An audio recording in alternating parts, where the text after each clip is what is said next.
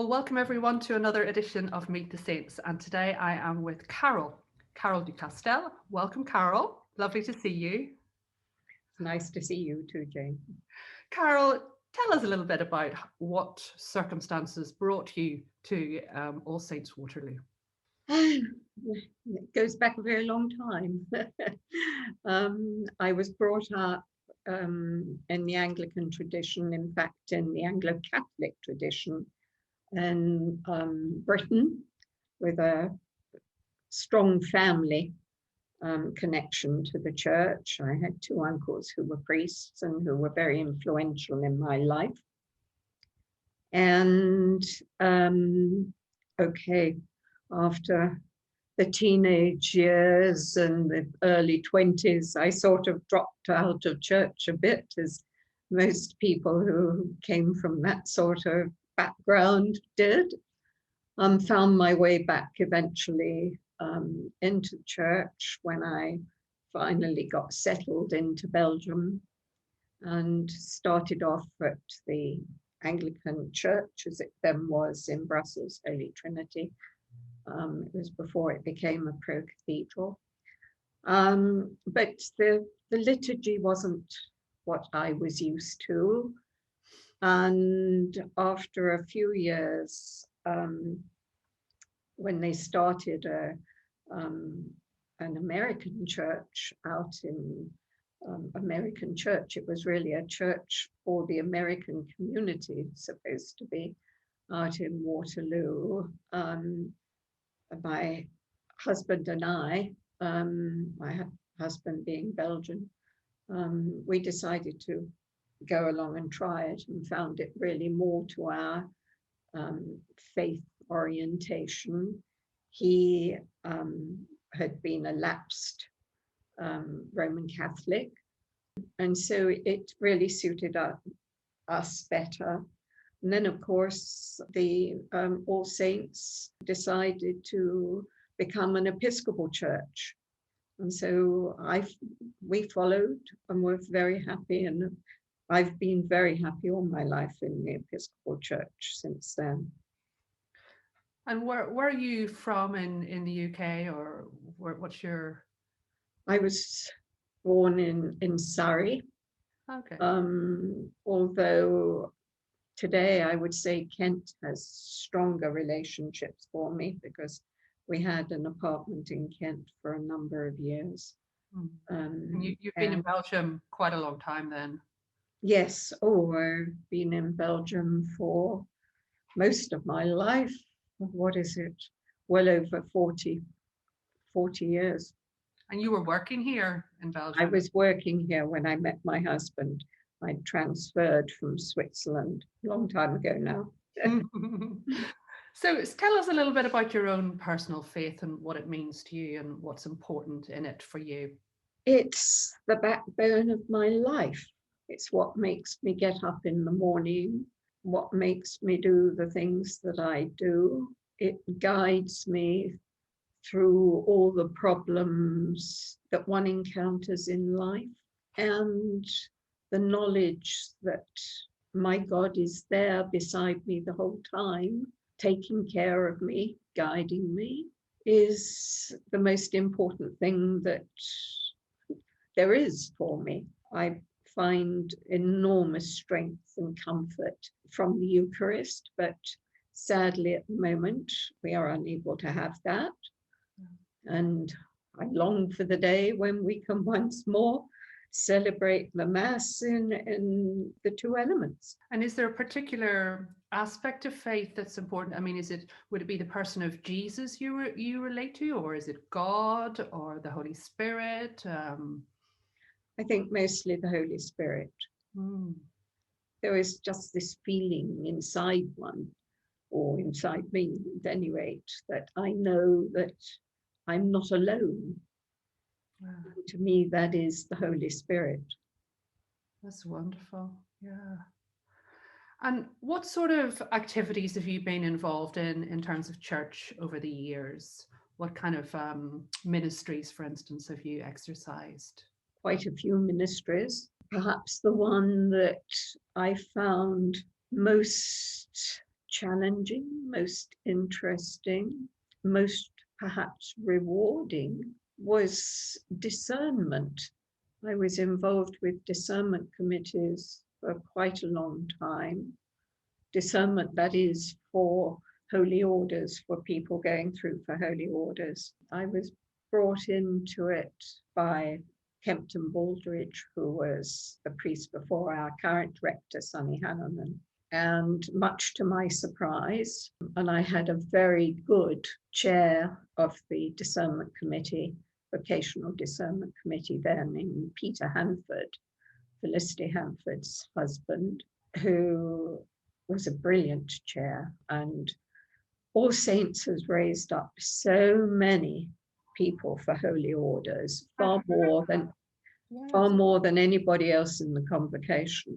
And we were constantly starting discernment committees. And then when Peter sadly died and Sonny arrived and we needed to set up a new committee, she asked me if I would take it on, and I did it for a number of years and found it an extraordinary experience, a humbling experience. So, Carole, I believe you've also been involved in hospital chaplaincy in Belgium.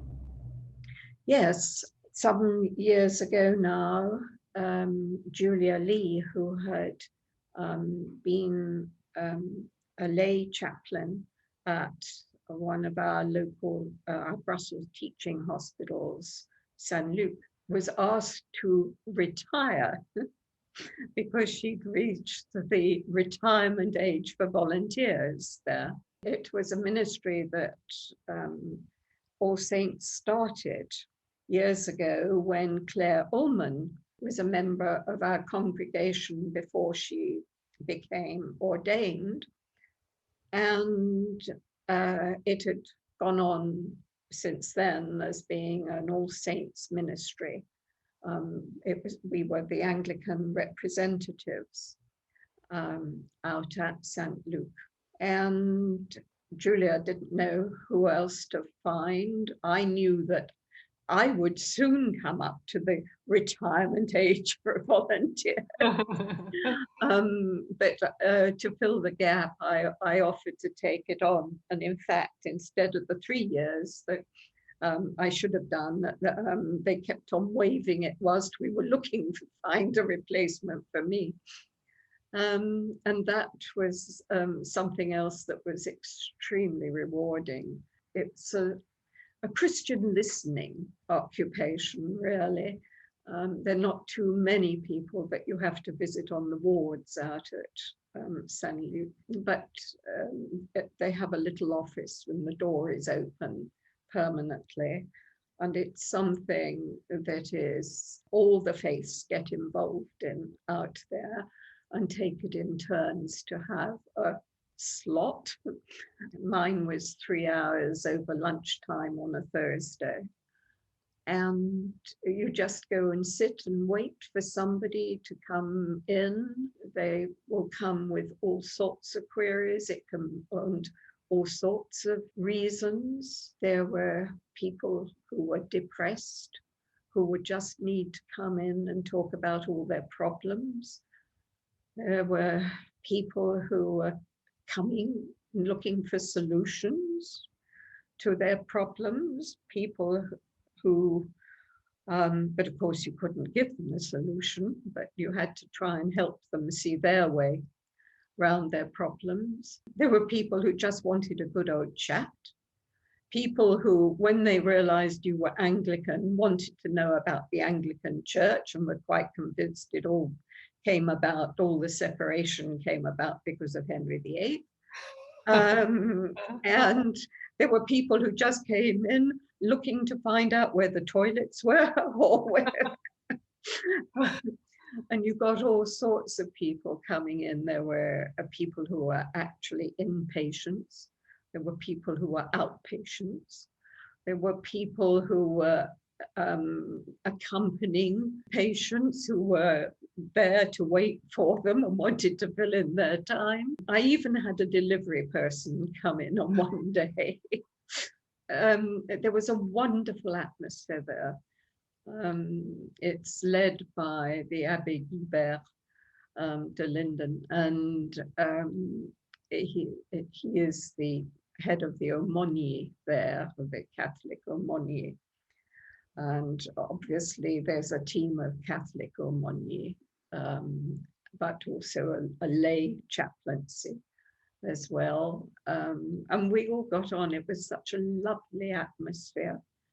Oh, sounds like a great experience. A Yeah. fabulous experience. And I'm glad to say it's still being carried on, Good. although I think with COVID, they're having great difficulty because, of course, they're not allowed to go into the hospital at the moment. No. But when it starts up, Jean Urban from Charleroi, I think, is still going there. Mm. And Stefan, of course, Stefan Jochums has been going there too. So that at the moment now you are on the Council of Advice and you're very involved in all of that. So you have a lot of work going on at the moment, I can imagine. Yes, we've got a meeting coming up this next week, a 2-day meeting. That's 2 days of Zoom. Normally we meet face to face somewhere around the convocation. That's now had to go on to Zoom, of course, for the moment. It's most of the countries involved are in lockdown. Yeah. And the bishop, of course, is stuck in Italy at the moment. Okay.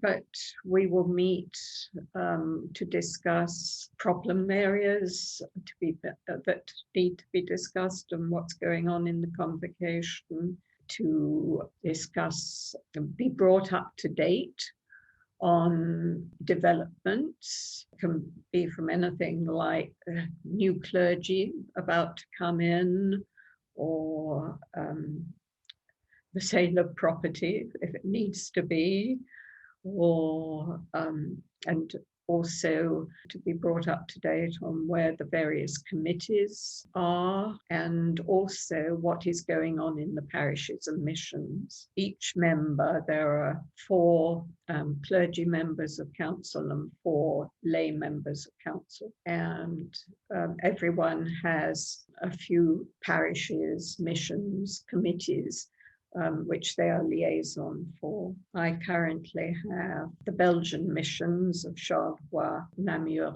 and Mons, and as a committee I have migrants and refugees. Wow, gosh. Well, Carole, it's been wonderful talking to you and hearing about your journey through the Episcopal Church over the years and your faith. Just to finish with, what is giving you hope for the future? I think the youth of today and the way the youth is being brought more into the church and allowed an expression. I have no idea what's her name? The Swedish girl, what her faith is, but I think she's doing wonderful things with climate change. I think the young people today are being allowed a freer voice about the future and the ways of the future. And I think the way they are being educated in the church is so much better than it was in the past. Yeah. That's lovely. That's very hopeful, Carole. Thank you for sharing with us today. Bye, Jean.